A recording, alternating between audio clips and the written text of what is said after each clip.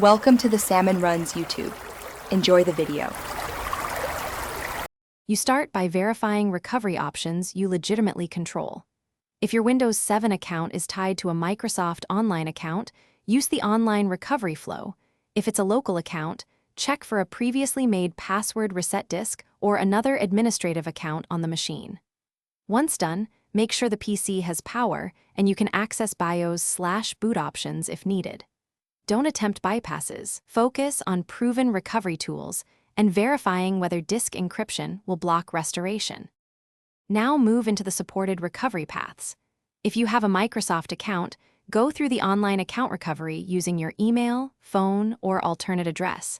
This both resets credentials and preserves data. If you possess a password reset disk, insert it and follow Windows 7 Reset Wizard. It's the simplest local fix. For work or school devices, contact your domain or system administrator to request credential reset. These approaches protect data integrity and avoid unauthorized actions. Finish by choosing safe recovery or reinstall options based on what you found. If you can access a secondary account, back up important files immediately.